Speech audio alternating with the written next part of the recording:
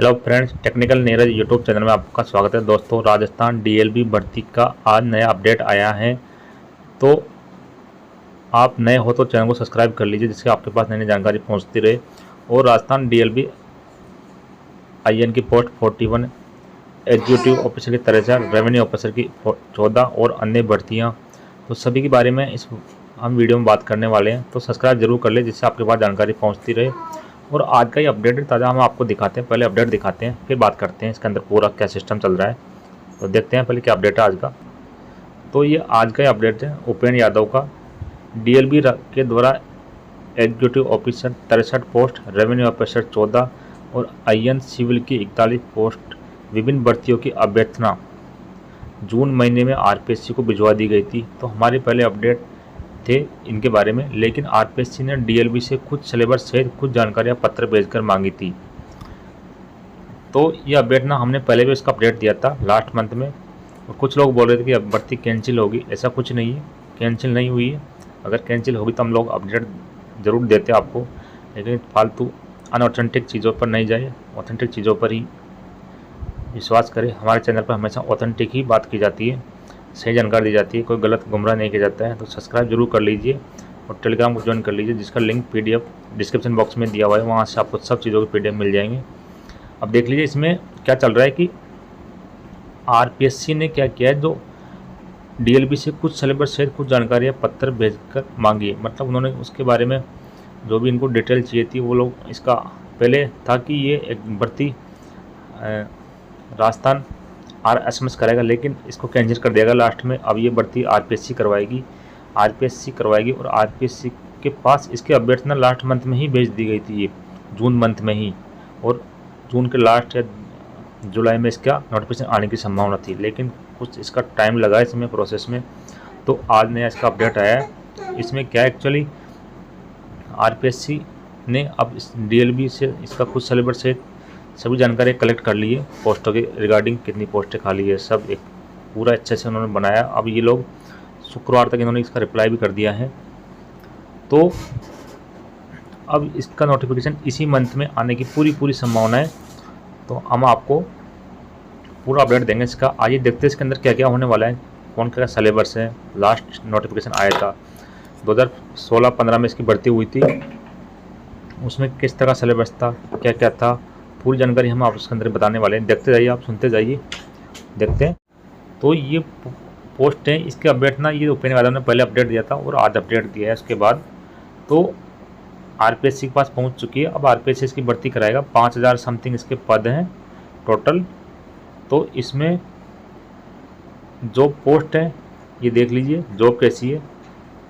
अधिशासी अधिकारी या राजस्व अधिकारी ग्रेड देते। तो इसमें इसका जॉब नेचर कैसा है, अधिशासी अधिकारी ग्रेड 4, राजस्व अधिकारी ग्रेड द्वितीय। ये पोस्ट बड़ी है, लेकिन इसको ग्रेड 4 के अंदर रखा गया है। इसका मतलब ये नहीं है कि ये छोटी पोस्ट है, बहुत बड़ी पोस्ट है। और राजस्व अधिकारी ग्रेड 2 के अंदर रखा गया है। तो इसमें आगे देखते हैं। अधिशासी अधिकारी जो ये डीएलबी के अंदर इसको ग्रेड 4 में इसका नाम दिया गया है, और इसी 4200 ग्रेड पे की नौकरी है। राजस्व अधिकारी ग्रेड 2 ये 4800 की नौकरी है। और इसमें जो सैलरी क्या रहेगी, अब सैलरी वर्तमान गवर्नमेंट के अकॉर्डिंग सैलरी इसकी रहेगी, जो भी इसमें इसके बत्ते हैं जो भी हैं वो हिसाब से चलेंगे। लेकिन इसकी नौकरी ये 4200 में 4600 में अभी हमने देखी है। अब इसमें प्रमोशन किस तरह रहेगा, जो एग्जीक्यूटिव ऑफिसर है 4200 और रेवेन्यू ऑफिसर 4800, ये इनका अगला प्रमोशन 5400 हो जाएगा। एग्जीक्यूटिव ऑफिसर का ये ग्रेड 3 में पहुंच जाएगा, 4th ग्रेड 4 से, और एक ग्रेड 1 हो जाएगी, ये 5400 हो जाएगी। मतलब एक प्रमोशन के बाद दोनों पोस्टों की ग्रेड पे सेम हो जाएगी।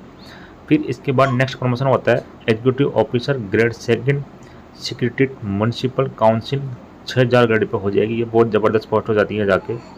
उसके बाद अगला promotion commissioner municipal counselling 6600 grade pay हो जाएगी। आप लास्ट कमिश्नर बन जाओगे। तो बहुत ज़बरदस्त पोस्ट है, ध्यान रखें, अच्छे से तैयारी करें तभी सिलेक्शन होगा। पोस्टें कम है, अच्छे लोग इसमें बैठने वाले हैं। तो हम आपको पूरा बता रहे हैं, सब्सक्राइब जरूर कर लेना चैनल को। अपडेट कोई नहीं बताएगा, लोगों को मालूम नहीं चलता कि कौन सी भर्ती आ रही है। तो हम लगातार जुड़े हुए इस भर्ती से, तो हम इसका अपडेट अच्छे से आपको दे पा रहे हैं। आगे देखते हैं। ये हो गया। अब हम आपको दिखाते हैं इसके अंदर लास्ट जो भर्ती हुई थी उसका किस तरह का सिलेबस था, क्या था, उसी पैटर्न पर इस बार फिर भर्ती होने वाली है।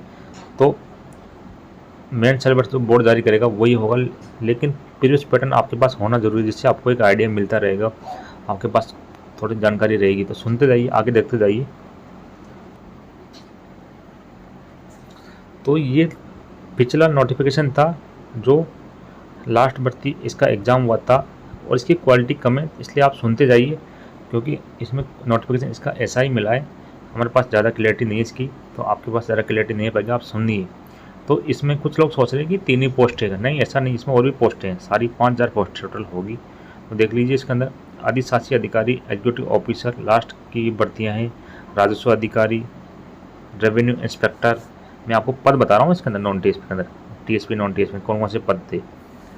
रेवेन्यू इंस्पेक्टर हो गया, एग्जीक्यूटिव ऑफिसर हो गया, रेवेन्यू ऑफिसर हो गया, रेवेन्यू इंस्पेक्टर हो गया, असिस्टेंट रेवेन्यू इंस्पेक्टर हो गया, सफाई निरीक्षक सॉलिड वाटर वेस्ट मैनेजमेंट ये हो गया, हेल्थ ऑफिसर हो गया, इंजीनियर सिविल ये वाला होगा आईएन की post, assistant engineer electrical, assistant IN electrical civil और मैकेनिकल, इन ये तीनों इसके अंदर पोस्टें लास्ट टाइम थी। कचरा प्रबंधन असिस्टेंट इंजीनियर सॉलिड वेस्ट ये भी था पोस्ट, और इसके अंदर टीएसपी के अंदर भी पोस्टें थी इसकी। तो अब इसमें देखते हैं क्या क्या शैक्षणिक योग्यता थी जो पिछली टाइम थी, और इस टाइम क्या क्या आने वाली। तो इसी तरह से पैटर्न रहेगा दोस्तों, सुनते जाइए, आपके डाउट क्लियर हो जाएंगे यहाँ से सब। और कमेंट बॉक्स में ज़रूर पूछ लीजिए जो भी डाउट हो आपको, और साथ में टेलीग्राम को जरूर ज्वाइन कर लीजिए। आपको पूरा हम यहाँ से मटेरियल प्रोवाइड करेंगे, सब कुछ देंगे, क्या क्या अपडेट है इसके बारे में सारा कुछ आपके ज्वाइनिंग तक हम पूरा देते हैं। हर जिसका भी हम स्टार्ट करते हैं अपडेट देना, उसको पूरा देते हैं ज्वाइनिंग तक। शैक्षणिक एवं तकनीकी योग्यता, इसके अंदर जो क्वालिफिकेशन क्या मानी जाएगी, अधिशासी अधिकारी जो ग्रेड 4 पोस्ट थी 4200 की, राजस्व अधिकारी द्वितीय जो 4800 की पोस्ट थी, राजस्व निरीक्षक, सहायक राजस्व निरीक्षक, ठोस कचरा प्रबंधक, सफाई निरीक्षक, ये 5 पोस्टें। इन पांचों की योग्यता किसी भी विश्वविद्यालय से स्नातक या राज्य सरकार द्वारा इसके समक्ष घोषित, मतलब इस स्टार्टिंग की जो 5 पोस्ट है इनके अंदर आपकी ग्रेजुएशन मांगी गई है। आगे देखते हैं, और आपके फॉर्म में ये सब ऑनलाइन भरे जाएंगे।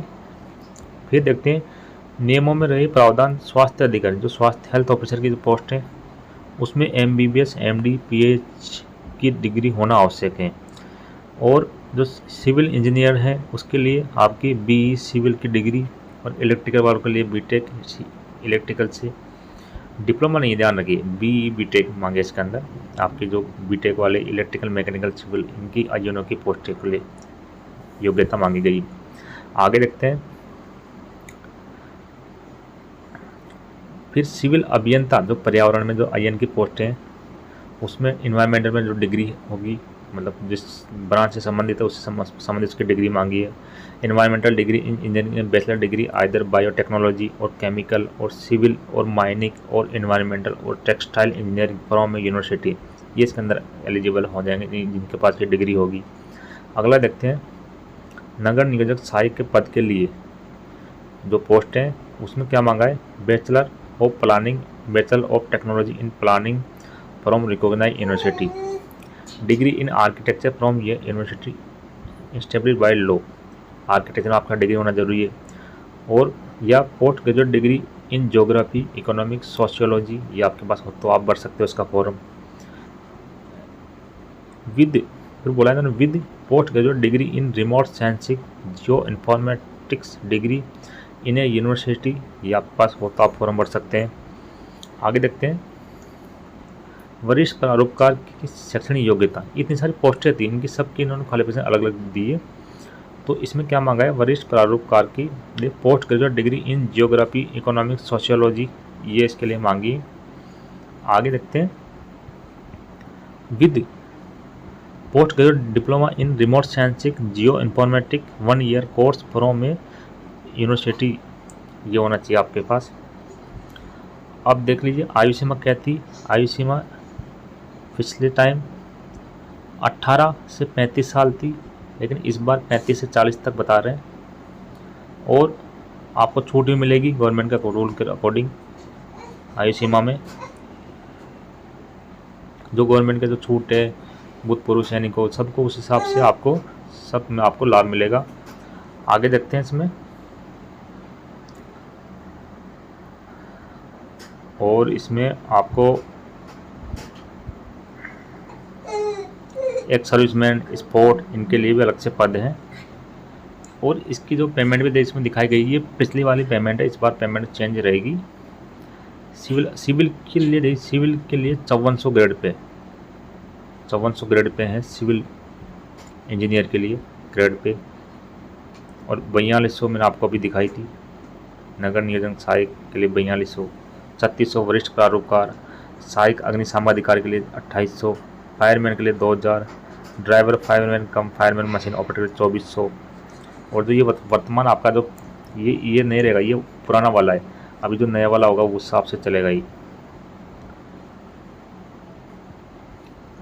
आगे देखते हैं इसमें। पेंशन आपको गवर्नमेंट का अकॉर्डिंग दी जाएगी जो भी है। और ये देख लीजिए, मैंने आपको अभी दिखाया थोड़ी देर पहले कि सिविल के लिए 5400 और ये 4200 इसकी पोस्ट है, 4600 रेवेन्यू ऑफिसर की है। इसका प्रमोशन में दिखाया था मैंने आपको। आगे देखते हैं।